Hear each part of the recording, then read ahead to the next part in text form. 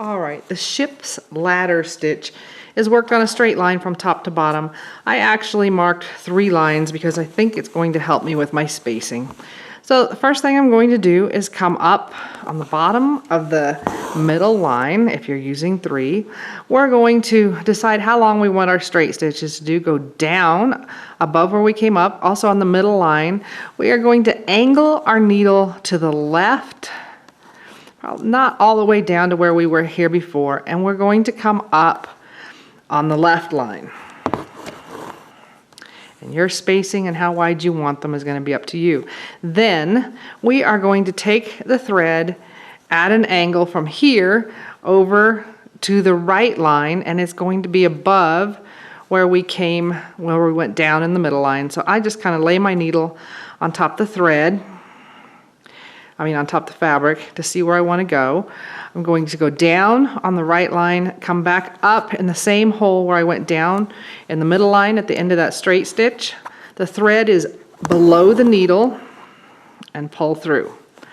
Then I'm going to go down on the middle line again, and it should be the same length as my first straight stitch on the middle line.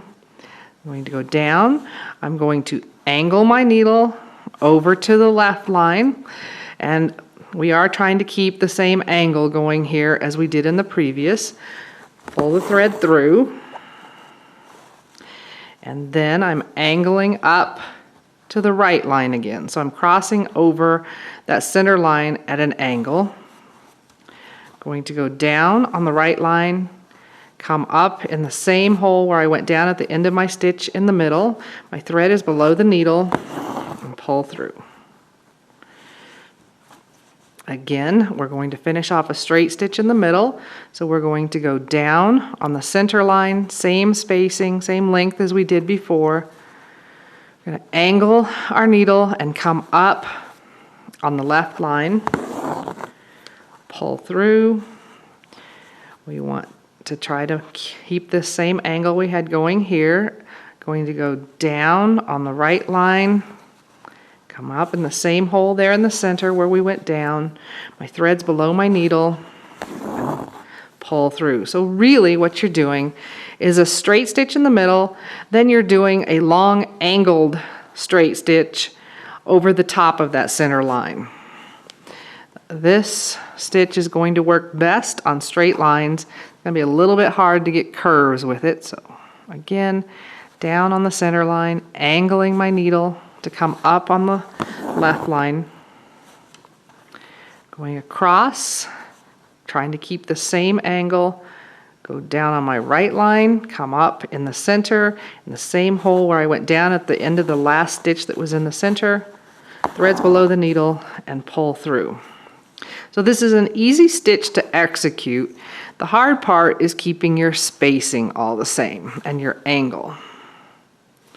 I tend to start getting straighter stitches going across the middle if I'm not really careful. This would be a very pretty stitch to use in crazy quilting to cover a seam.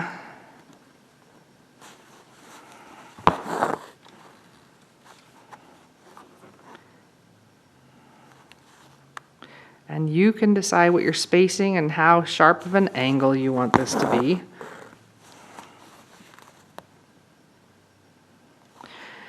And when you get to the end, you could either end with a straight stitch down on the center line, or you could end with your slanted stitch going across. Now, what I noticed is these are pretty long stitches, so when you start going too wide, you get really wide stitches and they'd be easy to catch on things.